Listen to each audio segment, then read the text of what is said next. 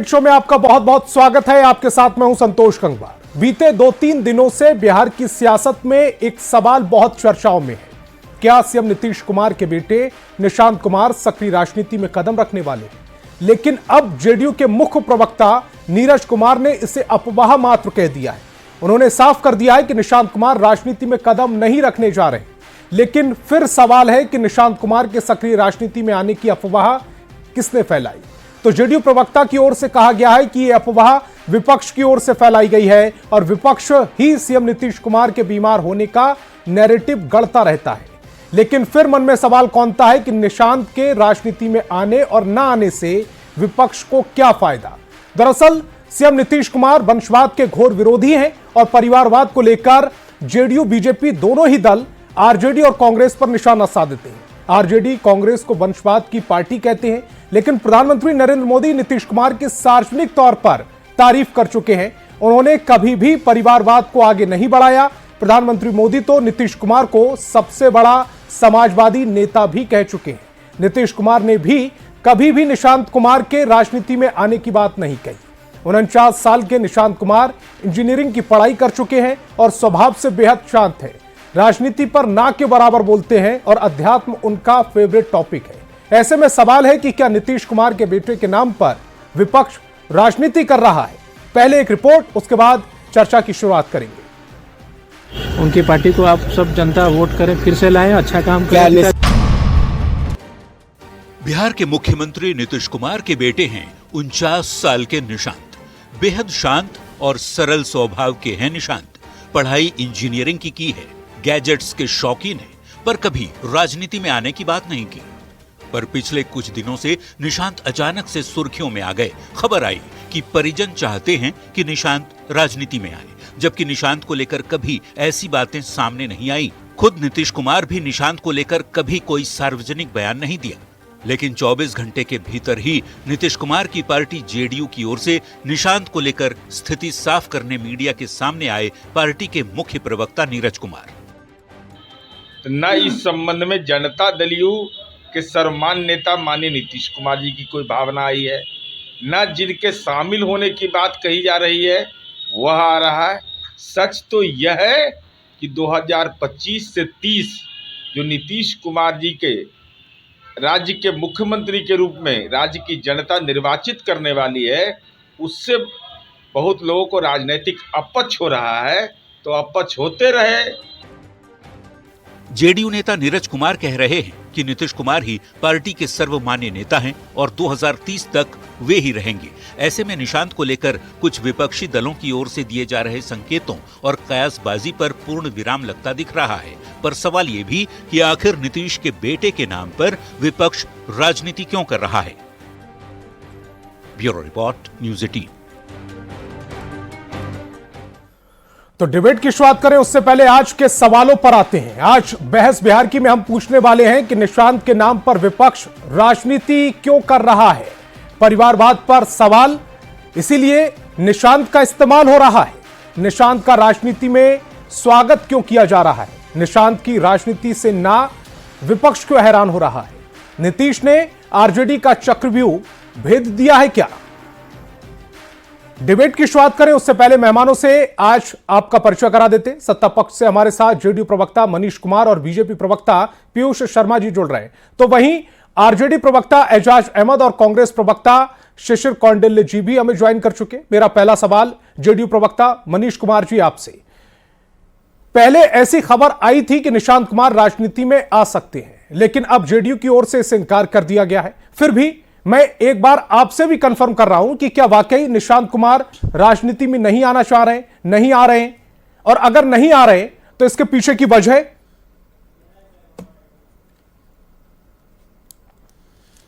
संतोष जी, आवाज जा रही है? संतोष जी, जी जी मिल रही है आवाज। देखिए संतोष जी, सबसे पहले तो हर व्यक्ति को अधिकार है अपने जो भी जिस क्षेत्र में उन्हें काम करना है, कोई भी व्यक्ति अपने इच्छा के अनुसार कार्य कर सकता है। लेकिन जहां तक सवाल निशांत जी का बिहार की राजनीति में आने का है, हमारे मुख्य प्रवक्ता ने भी आपके चैनल के माध्यम से उन्हें बताया है, ये बिल्कुल ये अफवाह है। इसके पीछे कारण क्या, देखिए हमारे नेता आदरणीय नीतीश कुमार जी स्वर्गीय जननायक कर्पूरी ठाकुर जी के विचारों के रास्ते, उनके दिखाए गए रास्तों पर चलते हैं। हमारे नेता आदरणीय नीतीश कुमार जी शुरू से उनके राजनीति का मूल पूंजी रहा है वंशवाद के खिलाफ, और इसके पीछे पूरी स्ट्रेटजी ये है कि जो विपक्ष के नेता है भाई तेजस्वी, आप देखिए कैसे पिछले कई महीनों से किन किन बिंदुओं पर भ्रम फैलाया जा रहा है। सबसे पहले यह कहा गया कि आदरणीय नीतीश कुमार जी को चंद आईएएस के द्वारा उन्हें संचालित किया जा रहा, पहला भ्रम फैलाया गया। जब इन पे उनकी दाल नहीं गली तो फिर इन्होंने कहा कि 4 नेता हैं जो 2 दिल्ली में है, 2 बिहार में बैठकर इन्हें संचालित कर रहे हैं। जब इन पे इनकी दाल नहीं गली तो अब एक नया सगुफा इन लोगों ने छोड़ दिया है कि निशांत जी राजनीति में आ रहे हैं। अरे भाई आप मुद्दा पे बात करिए ना कि बिहार में आदरणीय नीतीश कुमार जी किस प्रकार इस कड़ाके के ठंड में भी लगातार बिहार के प्रगति को धरातल पर उतर कर देख रहे हैं, आप इस पे बात कीजिए। लेकिन सवाल है कि इनके पास जो इनके माताजी और पिताजी जो बिहार का 15 साल इन लोगों ने नेतृत्व किया है, तो बिहार में तो कोई काम किया नहीं। ये जानते हैं कि काम के आधार पर जब हम जैसे ही मुद्दा छेड़ेंगे तो मेरे पास तो कोई काम का बात करने के लायक है नहीं बात। मेरे माताजी और पिताजी ने बिहार में कोई काम किया नहीं है, इसलिए ये लोग तरह तरह के भ्रम फैलाते रहते हैं। और जो लोग भी ये कह रहे हैं कि निशांत जी राजनीति में आएंगे, हम उनसे पूछना चाहते हैं आपके चैनल के माध्यम से, किनके समक्ष ये चर्चा हुई कि निशांत जी राजनीति में आ रहे हैं, वो कौन सा दिन था और कौन व्यक्ति थे जिनके सामने निशांत जी ने कहा कि मैं राजनीति में आ रहा हूं? कोई बताए ये कौन लोग हैं? ठीक है, ये पूरी की पूरी एक प्रोपोगेंडा रचा जा रहा है आदरणीय नीतीश कुमार जी से। ये लोग डर गए हैं। नीतीश कुमार जी जो बिहार में विकास किया है और कर रहे लगातार बिहार के विकास के लिए, आदरणीय नीतीश कुमार जी चिंतित है। ठीक है, ये एक नैरेटिव सेट किया जा रहा है, प्रोपेगेंडा सेट किया जा रहा है। एजाज जी, अगर निशांत को राजनीति में आना होता तो 2013 में जब तेजस्वी आरजेडी के लिए लॉन्च हुए थे, उसके ही आसपास उनको भी लॉन्च कर दिया जाता। नहीं आना था, इसीलिए 49 साल के हो गए और राजनीति पे बहुत ज्यादा बातचीत भी नहीं करते। तो फिर विपक्ष को ऐसा क्यों लगने लगा कि वो राजनीति में आने वाले हैं? संतोष जी, बिहार में इस बात की चर्चा, बिहार में इस मुद्दे को अगर किसी ने बढ़ाया है तो जनता दल यू के नेता और बिहार सरकार के मंत्री श्रवण कुमार जी ने बढ़ाया। और श्रवण कुमार जी ने सार्वजनिक रूप से घोषणा किया कि निशांत जी सक्षम है, निशांत जी आना चाहे तो राजनीति में आ सकते हैं, हम स्वागत करने के लिए तैयार हैं। ये तो जनता दल यू के नेताओं को जवाब देना चाहिए कि किसने प्रोपेगेंडा फैलाया और किसने इस तरह का राजनीतिक षड्यंत्र रचा। जनता दल यू के अंदर 2 तरह की धारा है। मनीष जी सुनने का धैर्य रखिए, मनीष जी सुनने का धैर्य रखिए। जनता दल यू के अंदर मतलब क्या हुआ कि वो राजनीति में आना चाहते हैं? धारा है जनता दल यू के अंदर। कोई भी व्यक्ति को अगर राजनीति करना होगा तो हर व्यक्ति का स्वागत किया जाएगा। भारतीय जनता पार्टी की राजनीति राजनीतिकरण क्यों कर रहे हैं? अरे सुन लीजिए, धैर्य रखिए ना, पोल सब खुल जाएगा।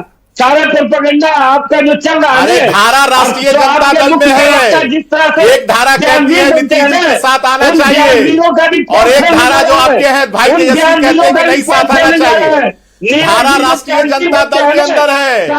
भाई का अलग धारा, बहन की अलग धारा, माँ की अलग धारा, पिताजी की अलग धारा, राष्ट्रीय जनता दल खंड खंड एक एक करके मनीष जी, आपको मैं दोबारा से भी मौका दूंगा। एक बार एजाज जी की बात कंप्लीट हो जाने दीजिए प्लीज। एजाज जी, संतोष जी इनको कहिए कि धैर्य रखे जी, सब कुछ सामने आ जाएगा। देखिए, जनता दल यू के अंदर 2 तरह की धारा, एक समाजवादी विचारधारा है और दूसरा भारतीय जनता पार्टी की विचारधारा के साथ वाले लोग हैं। जो भारतीय जनता पार्टी की विचारधारा को पसंद करते हैं वो नहीं चाहते हैं कि इस तरह की राजनीति और इस तरह का जो नीतीश जी का आगे का राजनीति है वो आगे चलता रहे, चूंकि हम लोग पार्टी पर अब कब्जा कर नहीं। लेकिन इंटरेस्ट तो कभी निशान ने भी नहीं दिखाया ना राजनीति में। जो आदमी राजनीति पर बात ही नहीं करता, अचानक से लॉन्च क्यों करने लगे विपक्ष वालों ने? सुनिए संतोष जी, सुनने का धैर्य रखिए। जो भारतीय जनता पार्टी की राजनीति करने वाले लोग हैं उनको लग रहा है कि अब नीतीश जी का इतिश्री करने का ये समय आ गया है और नीतीश जी को सामने रख करके वो चुनाव तो जीत लेना चाहते हैं, लेकिन उनको राजनीति में स्थापित नहीं रहने देना चाहते हैं। और वैसे लोग भारतीय जनता पार्टी के हिसाब से, अमित शाह के हिसाब से राजनीति कर रहे हैं। और जो 2 लोग ऊपर वाले और 2 लोग नीचे वाले हैं जो तेजस्वी जी ने सच और सच्चाई बयान किया है वो स्पष्ट रूप से दिख रहा है। और ये लोग सबसे ज्यादा अगर कोई बेचैन है और सबसे ज्यादा किसी को बेचैनी है निशांत के नाम पर, तो कहीं ना कहीं यही लोग हैं जो भारतीय जनता पार्टी के ठीक है, विचारधारा की राजनीति आपने कर रहे हैं। बीजेपी पर आरोप लगाया तो बीजेपी के प्रवक्ता पीयूष शर्मा जी भी हमारे साथ डिबेट में है। पीयूष जी, एक तो आप पर आरोप लग रहा है कि निशांत जी को आप लॉन्च नहीं होने दे रहे, और दूसरा आपको ऐसा नहीं लग रहा कि पिछले 6-8 महीने से नीतीश जी को लेकर बहुत ज्यादा फिक्रमंद हो गए हैं विपक्ष? ये लोग जो राजनीति करना चाह रहे हैं उसको रोकने के लिए जी, इसीलिए उन्होंने निशांत जी नीतीश जी के पुत्र निशांत के और संबंध में वीआईपी मिश्रा से इंजीनियरिंग की डिग्री प्राप्त करके सरल व शांत स्वभाव के व्यक्ति हैं और जानता है देश की जनता सभी जानते हैं, सत्ता पक्ष के लोग भी जानते हैं, विपक्ष के नेता भी जानते हैं कि निशांत जी कैसे व्यक्तित्व के व्यक्ति हैं। और यदि कोई व्यक्ति अपनी अभिव्यक्ति से, अपने डिबेट से मीडिया के समक्ष या समाज के समक्ष कभी कुछ बातें कहता हो तो उसे राजनीतिकरण की दृष्टि से देखना नहीं चाहिए। यदि निशांत जी बख्तियारपुर में अपने दादा के राज स्वतंत्रता, जो उनके दादा स्वतंत्रता सेनानी रहे हैं, उनके सम्मान में यदि कुछ बातें मीडिया के समक्ष कहने का काम किया है, जिनके पिता पिछले 19 वर्षों तब तो उन्होंने सिर्फ इतना कहा था कि मेरे पिताजी ने बहुत अच्छा काम किया है, उनको वोट जरूर दें, किया है, ये बतौर पुत्र उनका अधिकार भी है। संतोष, इसे राजनीति की दृष्टि से देखने की आवश्यकता नहीं है, इसे राजनीतिकरण नहीं करना चाहिए। संतोष जी, यह तो सत्य है ना, बिहार की जनता तो यह जानती है ना कि निशांत कुमार एक ऐसे पिता के पुत्र हैं जिनको बिहार आशा भरी नजरों से देखने का काम करती है।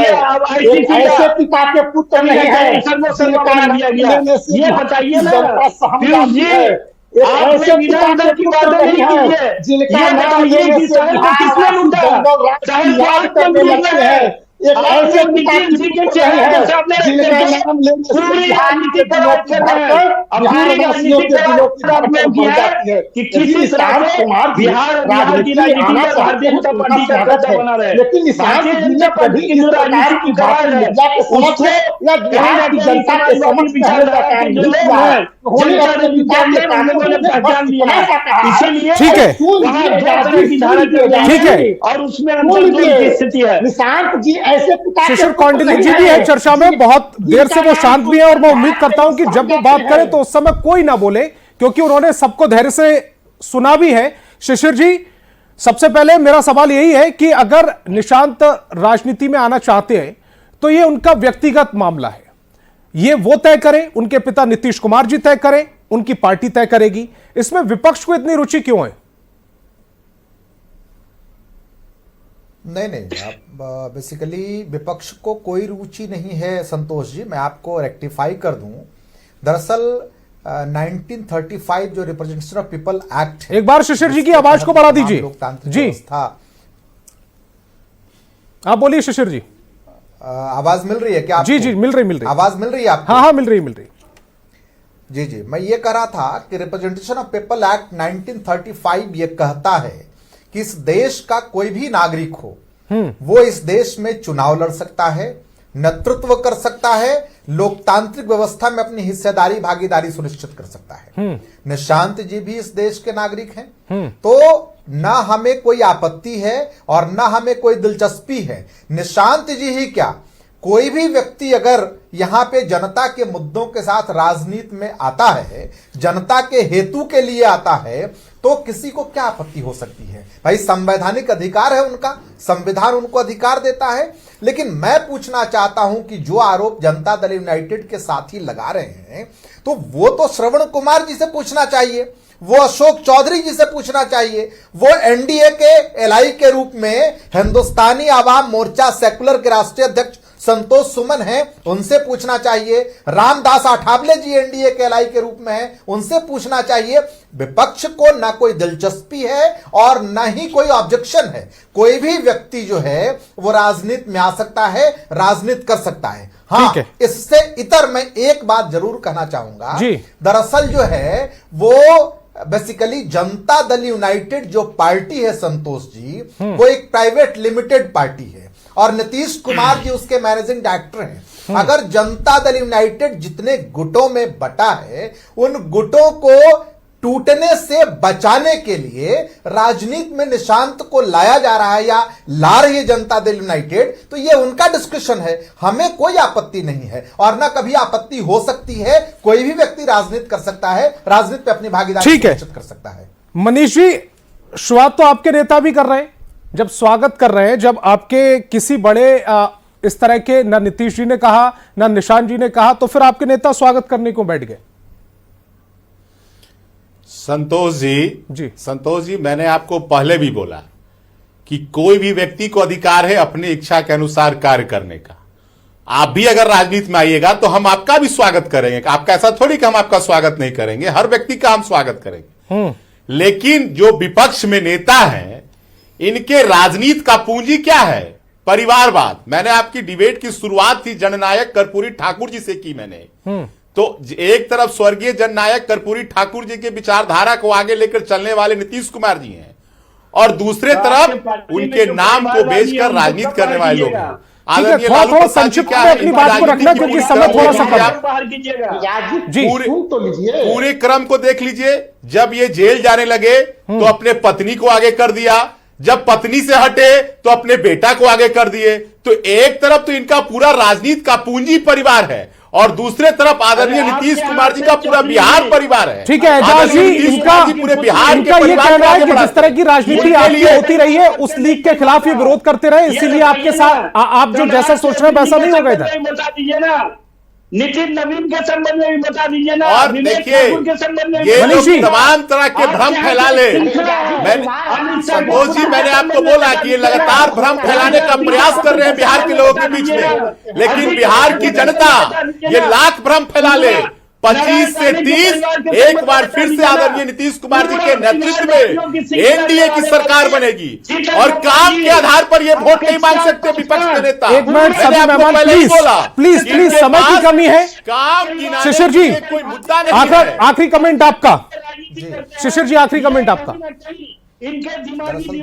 दरअसल देखिए क्या है कि नीतीश कुमार जी जिनके नेतृत्व में बिहार चल रहा है वो इतने बड़े पॉलिटिकल ऑफेंडर हैं जिसकी सजा सीआरपीसी और आईपीसी में भी निहित नहीं है। संतोष जी, उन्होंने लोकतांत्रिक व्यवस्था को डिमोलिश किया है और अरे भाई, जिस कांग्रेस ने देश में आपातकाल लगाया हो वो अगर लोकतांत्रिक व्यवस्था की बात करे भाई लज्जा लगती है भाई। ठीक है, बीजेपी अरे इस देश में आपातकाल लगाया हो, आपातकाल लगाया हो, अगर वो संवैधानिक व्यवस्था की बात करे तो लज्जा लगती है।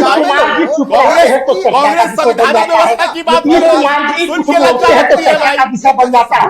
नीतीश कुमार जी बाएं देखते हैं तो चर्चा का विषय बन जाता है, दाएं देखते हैं तो वो चर्चा का विषय बन जाता है और विपक्ष लगातार यह आरोप लगा रहा है कि नीतीश कुमार जी बीमार है और Nitish Kumar ji 10 degree temperature 8 degree temperature पर भी बिहार के कई जिलों का दौरा कर रहे हैं। एजाज जी, आखिरी कमेंट आपका। इतनी तवज्जो क्यों दे रहे हैं नीतीश कुमार जी को? देखिए सबसे बड़ी बात यह है कि इस तरह की भाषा जब विपक्ष में थी भारतीय जनता पार्टी, जब महागठबंधन की सरकार थी तो सम्राट चौधरी जी ने लगाया था इस तरह की भाषा और इस तरह की बोल। ये अपनी बोल को दूसरे पर थोपने का प्रयास नहीं करें। भारतीय जनता पार्टी के लोग जिस तरह की भाषा। ठीक है, समय की कमी है, फिलहाल इस डिबेट को मुझे यही रोकना पड़ेगा। तमाम मेहमान मेरे साथ जुड़े, आपका बहुत बहुत शुक्रिया। लेकिन निशांत को लेकर जो अफवाह फैलाई जा रही थी उसको आरजेडी ने क्लियर कर दिया है कि निशांत पॉलिटिक्स में नहीं आने वाले, सक्रिय राजनीति में कदम नहीं रखने जा रहे हैं। ऐसे में जो भी चर्चाओं के बाजार थे वो अब जो गर्म चल रहे थे वो अब ठंडे हो जाने चाहिए। बहस बिहार की में फिलहाल इतना ही। अब देखते रहिए न्यूज़ 18 बिहार झारखंड।